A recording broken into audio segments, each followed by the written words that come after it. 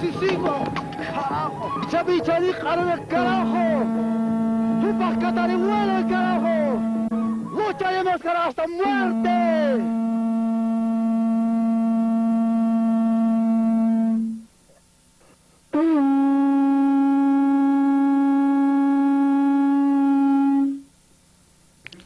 Se llamaba Hugo Aruquipa. Una bala del ejército le ha destrozado el corazón por protestar nomás. Nos han matado como a pájaros. Ahora la Pachamama está nuevamente manchada de sangre. La vida del indio no vale nada. ¿Qué delito hemos cometido para ser masacrados? Si vamos a morir, lo haremos peleando. Para eso hemos nacido los achacacheños. Responderemos a los ataques del gobierno con todo lo que tenemos. Con nuestras manos, con piedras, palos, ondas y, si es posible, con fusiles también. Ahora todos los indios estamos en pie de guerra. Cuando matan a una vicuña, tiene castigo. Pero cuando matan a un indio, nadie entra a la cárcel. Aquí hay dos Bolivias. Una Bolivia es la que está en las ciudades. Yo soy de la otra Bolivia. Aquí no hay teléfono, ni internet, no hay electricidad, ni agua potable. Tenemos que alumbrarnos con mecheros. Las postas sanitarias y las farmacias son escasas. Nuestros hijos se mueren por las enfermedades. Tenemos que contentarnos con la coca para masticar y con chuño y maíz para comer. Esa es nuestra realidad. Así hemos nacido y vivimos así, entre cueros de oveja. Esa Bolivia no tiene medios para estar feliz. Yo soy eso. Por eso estamos protestando. Muchos deben pensar que es solo una actitud o locura de nuestra gente. Pero yo digo que no es así. No es un movimiento callejero. No es solo furia. Exigimos lo que es nuestro, aquello que nos fue arrebatado hace 500 años, nuestro territorio. Bolivia nunca fue un estado ni patria para nosotros. Estamos peleando por la autonomía de nuestra diversidad nacional. Somos aymaras, quechuas, guaraníes y muchos otros quienes habitábamos originalmente estas tierras. Ahora estamos conscientes de que somos una nación que necesita una patria y un estado propio.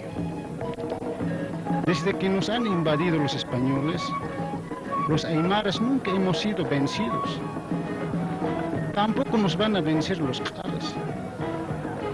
Ahora, porque seguimos siendo aymaras, somos el Collasuyo, tenemos nuestra propia cultura, nuestra propia religión y filosofía. Tenemos nuestras costumbres y leyes ancestrales que nunca mueren. Ya no necesitamos la autoridad de los blancos, ni a la policía. Lo único que hacen es robarnos lo poco que tenemos. Por eso queremos ser libres, porque estamos orgullosos de decir que somos indios. Es hora de escuchar al indio. Estamos elaborando nuestra propia constitución política, nuestro propio himno nacional. Queremos la autonomía de nuestras naciones originarias. El gobierno no nos toma en cuenta. Por eso queremos desbolivianizarnos y volver al Collasuyo original. Vamos a ejecutar nuestro propio modelo de ayllus y comunidades, porque tenemos la fuerza moral que nos dieron nuestros ancestros y porque estamos en todas partes, incluso en la mesa de los blancos.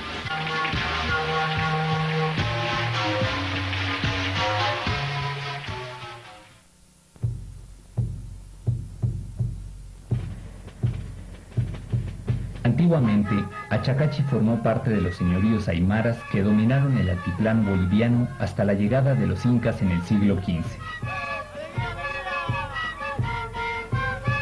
En el Incario, los aymaras fueron parte del Tahuantinsuyo, manteniendo su lengua y costumbres en la región conocida como el Collasuyo.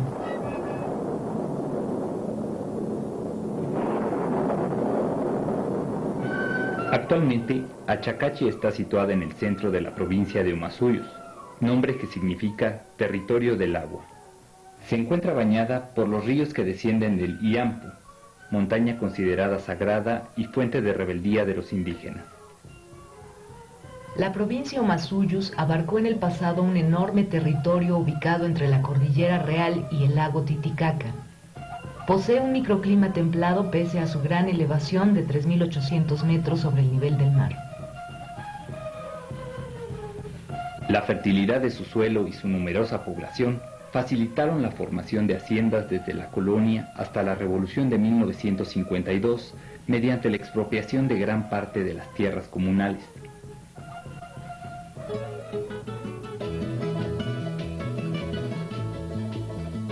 Por su ubicación estratégica, Achacachi desarrolló un intenso intercambio comercial y cultural con las provincias aledañas, con la ciudad de La Paz y con territorios del actual Perú. Diversos testimonios adjudican un comportamiento rebelde y belicoso a los habitantes de Achacachi, quienes protagonizaron un sinnúmero de levantamientos contra la expoliación de sus tierras y otras formas de explotación. En 1781, Omasuyus participó en la gran rebelión indígena liderizada por Túpac Katari y Bartolina Sisa, quienes cercaron la ciudad de La Paz con la intención de acabar con la opresión colonial, expresada principalmente en el tributo indígena y en el trabajo forzado en las minas de plata de Potosí.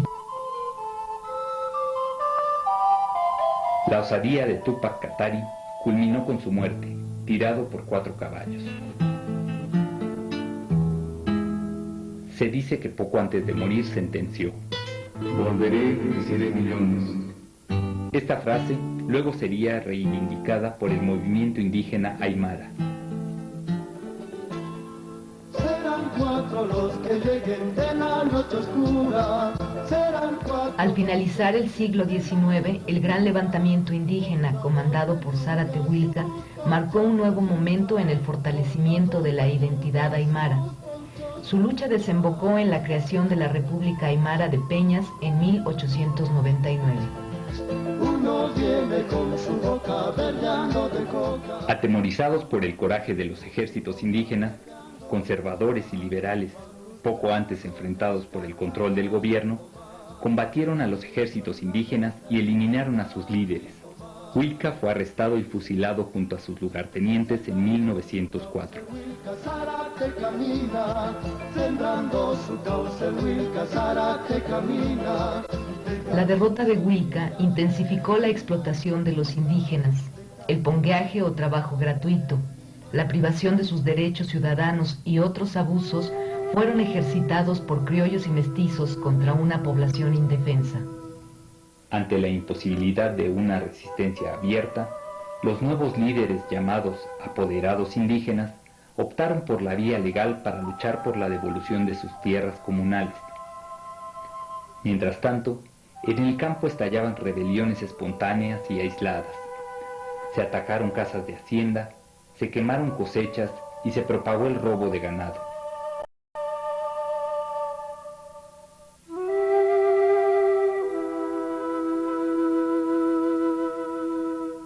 En Achacachi, la resistencia indígena continuó en las primeras décadas del siglo XX. Fernando Guanaco, recurriendo al mesianismo, llamó a los pobladores a recuperar los derechos de las comunidades que habían sido arrebatados por los blancos. La creación de la Escuela Indigenal de Guarizata en 1931 se convirtió en un instrumento de liberación y de autovaloración cultural del pueblo aymara. La experiencia impulsada por Avelino Siñani, Elizardo Pérez y los comunarios del lugar sirvió de guía a los indígenas de otros territorios de Bolivia. Después de la conclusión de la Guerra del Chaco en 1935, el discurso étnico fue gradualmente desplazado por el clasista, que se articulaba en torno a los sindicatos campesinos, quienes peleaban por la abolición de los abusos cometidos.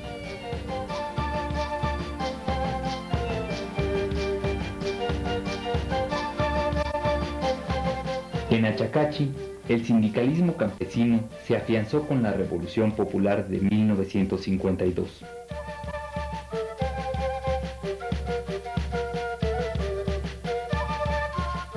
Dirigentes como Paulino Quispe, el Huilazacu, y Toribio Salas lograron un sólido poder local, alcanzando trascendencia nacional.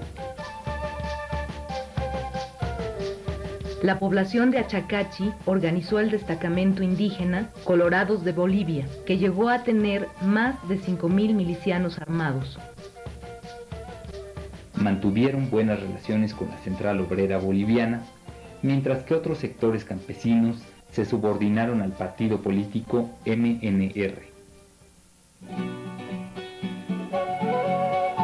Durante las dictaduras militares de las décadas de los 70 y 80, los dirigentes de Achacachi fueron reprimidos por estar vinculados con partidos de izquierda y con el movimiento obrero. Su población fue severamente controlada y se creó un cuartel militar en las afueras del pueblo. El sindicalismo de Achacachi fue uno de los primeros en romper con el pacto militar campesino y formó parte de la emergencia del catarismo, corriente liderizada por Genaro Flores, que impulsó el renacimiento del indianismo y la creación de la CESUD-CB, la Confederación Sindical Única de Trabajadores Campesinos de Bolivia. A partir de 1979, el sindicalismo campesino logró fusionar las demandas de clase con el proyecto étnico. Su participación en la lucha por el retorno a la democracia, en alianza con la Central Obrera Boliviana, fue importante. El bloqueo de caminos se comenzó a emplear por los indígenas como un nuevo método de lucha para derrotar a las dictaduras militares.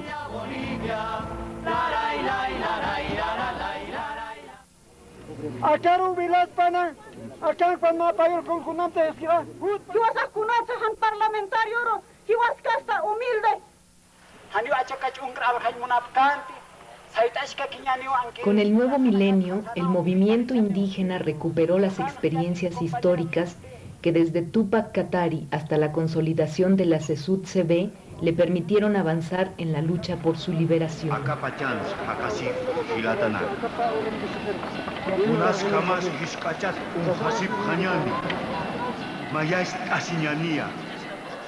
Contundentes bloqueos de caminos, negativa de enviar alimentos del campo a las ciudades y amenazas de tomar la sede de gobierno caracterizaron a esta nueva rebelión indígena. Durante las protestas surgieron múltiples demandas, como el rechazo a la nueva legislación agraria, al intento de privatización del uso del agua, mejora de caminos, acceso a la salud, a la seguridad social y otras. Quiera sea o no quiera, digamos, nosotros comemos de la tierra. Y la tierra debe ser siempre para los bolivianos y para los aymaras. Y no puede ser para la gente, digamos, extranjera. Ustedes van a ver todavía en las comunidades sembrando papa con yuntas. Y van a ver escarbando papa con chonta. Pero ¿dónde está la tecnología?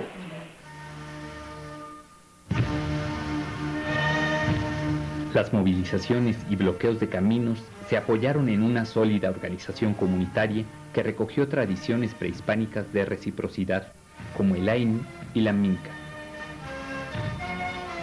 Las zonas, por ejemplo, entraban a las 7 de la noche, cargados sus colchones, armados de palos, ¿no? Daban una vuelta allí, ¿no? Con sus petardos, con sus matazuelos, etc. Entonces, salían al lugar de la concentración con sus llantas, ¿no? Era como para ir a una guerra, ¿no?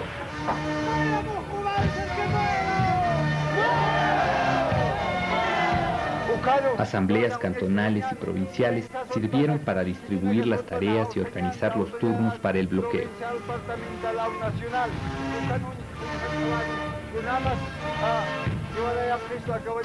Junto a las demandas sociales, el proyecto de Nación Aymara cobró relevancia. Flamearon las huipalas, se invocó a Túpac Katari y se reforzó la identidad aymara. El 9 de abril del año 2000, las comunidades de las provincias Omasuyus, Los Andes e Ingavi iniciaron el bloqueo de las carreteras troncales del altiplano paceño.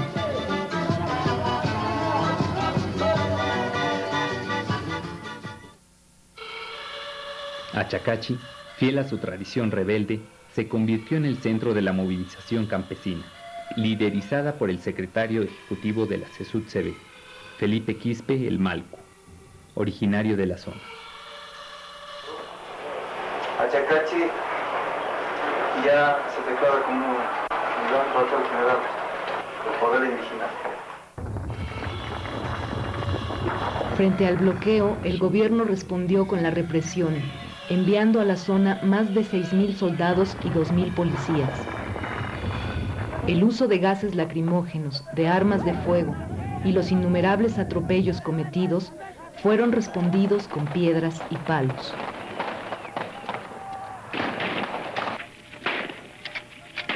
La muerte de 2 comunarios provocó la inmediata reacción de los pobladores de Achacachi. En represalia, el capitán Omar Telles, que había sido herido por los indígenas minutos antes, fue asesinado en el patio del hospital.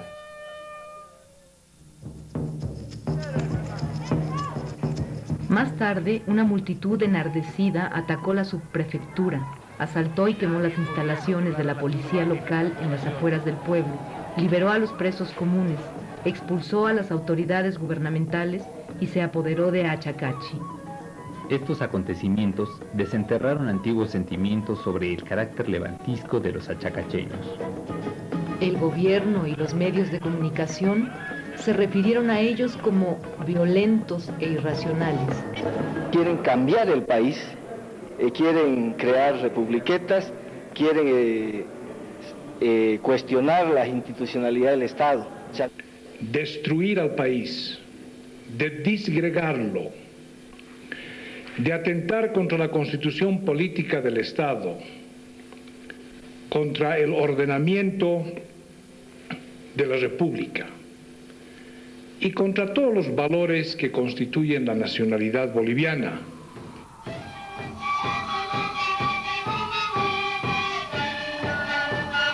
Pero abril solo fue el inicio de la emergencia de un vigoroso movimiento campesino, que en las 2 décadas anteriores había mostrado gran debilidad. Ante el fracaso de las negociaciones entre el gobierno y la CSUD-CB, estalló un nuevo bloqueo de caminos en septiembre del 2000. Esta vez, el proyecto étnico emergió con mayor fuerza. Todas las movilizaciones son pues producto de esa postergación, de esa discriminación, tanto racial, en todo sentido, ¿no?, hacia nuestra provincia. Y en general a toda la nación aymara, a toda la raza indígena, de que nunca nos han atendido todas las necesidades y los derechos que deberían gozar nuestros hermanos indígenas.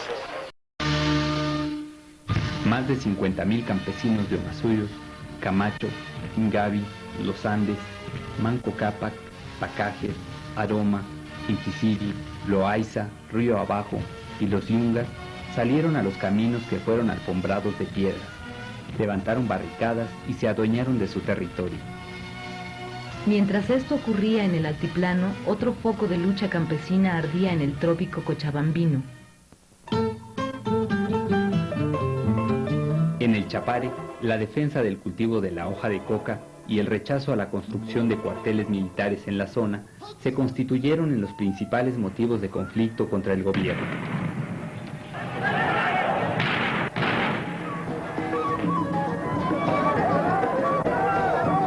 Seis federaciones campesinas, unificadas bajo la dirección del líder cocalero Evo Morales, protagonizaron en los últimos años masivas movilizaciones y bloqueos de caminos.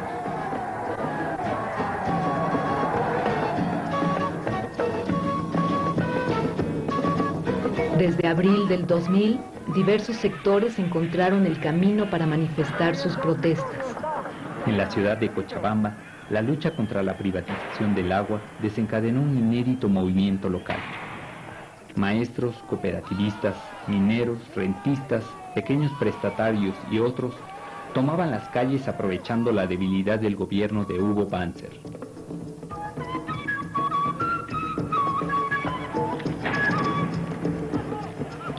Para detener la convulsión social, el gobierno empleó masivamente a las fuerzas represivas. 7 muertos en el Chapare, 4 en el Altiplano y 4 en el Valle de Cochabamba, así como decenas de heridos fueron el saldo trágico del conflicto de septiembre.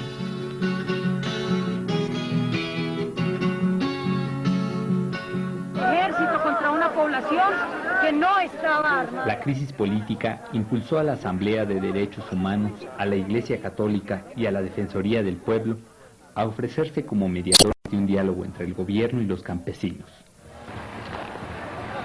En medio de las negociaciones, las tropas continuaban disparando en el altiplano.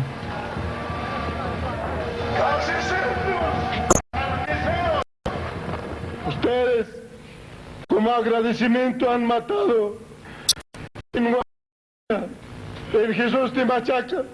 Como agradecimiento, invito al masacrado en Chapare. Agradecimiento. Y una vez voy a mirar sus ojos de ustedes porque esos ojos están manchados de sangre interna. Finalmente, el gobierno se vio obligado a ceder mediante la firma de un convenio en el que se comprometió a dar respuesta a más de 50 puntos planteados por la CESUD-CB. En el inicio del año 2001, ante el incumplimiento de los compromisos firmados por el gobierno, el movimiento indígena intensificó los preparativos para un nuevo bloqueo. En Calachaca, un cerro ubicado a la entrada de Achacachi, se estableció la dirección del nuevo bloqueo que se inició el 21 de junio del 2001.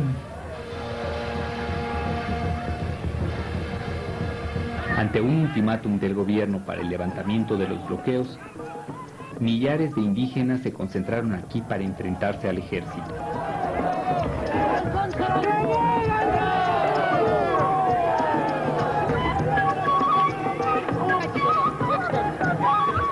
Para sorpresa de la sociedad boliviana, cientos de efectivos militares, apoyados por tanques y el reconocimiento aéreo, se vieron obligados a retroceder.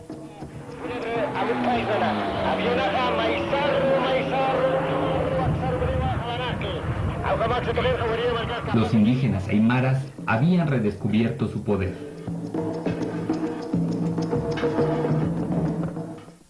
Frente a los medios de comunicación, Felipe Quispe declaró: "No es el Malcu el que bloquea, sino todo un movimiento consciente de sus deberes de hombres libres y rebeldes. Estoy hablando de la nación aymara".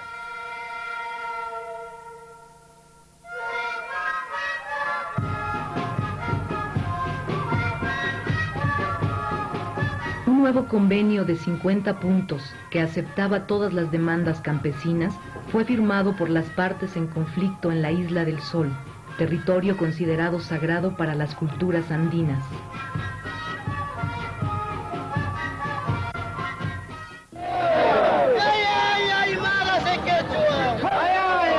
La fuerza del movimiento protagonizado por los aymaras derivó en la creación del MIP, Movimiento Indígena Pachacuti, fundado el 14 de noviembre del año 2000 por Felipe Quispe. El nuevo partido indígena planteó una lucha frontal contra las organizaciones políticas tradicionales a las que la población campesina apoyó con su voto en elecciones pasadas.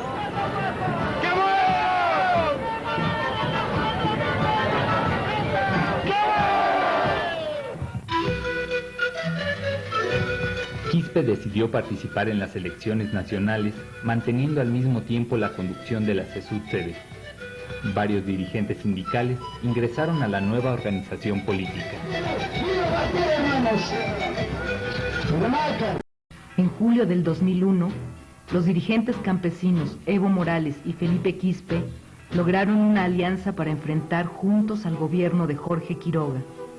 Sin embargo, no consiguieron presentar una candidatura conjunta en las elecciones. El Malcu se presentó como candidato a la presidencia junto a una mujer de origen quechua, Esther Balboa, simbolizando así la complementariedad andina y la unión de las dos culturas indígenas más importantes de Bolivia. En las elecciones de junio del año 2002, el MIP obtuvo 160,000 votos, concentrados en las provincias paceñas y en algunas zonas empobrecidas de las ciudades de El Alto y de La Paz, lo que le permitió introducir 6 diputados en el Parlamento Nacional.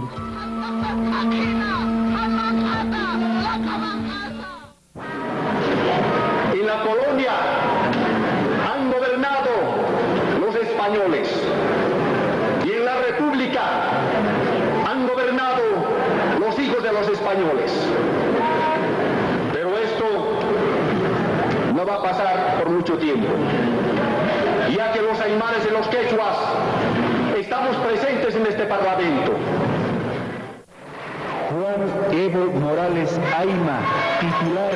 Evo Morales consiguió un sorpresivo segundo lugar, superando el 500,000 de votos, que fueron obtenidos tanto en el campo como en las ciudades. Triunfó en los departamentos de La Paz, Cochabamba, Oruro y Potosí. Obtuvo 8 senadores y 26 diputados, con lo que pudo disputar constitucionalmente la presidencia de la República.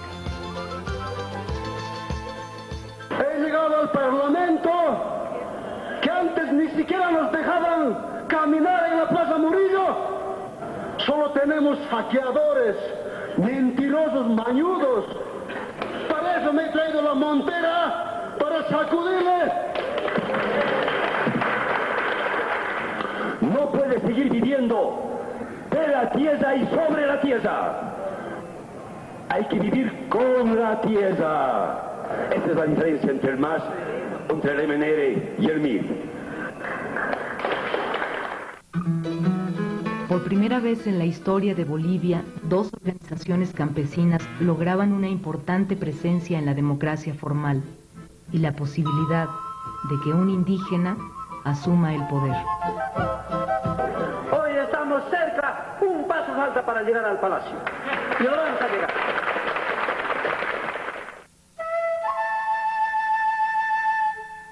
El discurso del movimiento indígena Pachacuti, fuera y dentro del Parlamento, plantea el fortalecimiento de la identidad aymara y la reconstrucción del Collasuyo. Lo que tenemos actualmente los diputados dentro del Parlamento boliviano no es para incluirse al Estado boliviano, sino que más bien estamos mandando un emisario de la nación aymara ante el Estado boliviano. El documento de reconstitución del gobierno indígena que se ha aprobado en ese pueblo histórico de Huarina, donde todas las autoridades políticas del Estado boliviano, como ser corregidores, subprefectos, policías, jueces, curas, van a salir de Umasuyos, van a salir del territorio aymara. Después de 2 años de movilizaciones campesinas e intensos conflictos sociales, las condiciones de extrema pobreza que enfrentan las poblaciones rurales no han cambiado y los acuerdos firmados entre la CESUD-CV y el gobierno se han cumplido solo parcialmente. Un pueblo que oprime a otro pueblo no puede ser libre. Por eso aquí hay 2 Bolivias. Una Bolivia que oprime a otra Bolivia y esa Bolivia nuestra puede ser libre. El contexto político se ha transformado. Los campesinos indígenas son ahora protagonistas fundamentales. Parlamentarios y dirigentes sindicales se apoyan en amplias bases dispuestas a seguir luchando por sus derechos.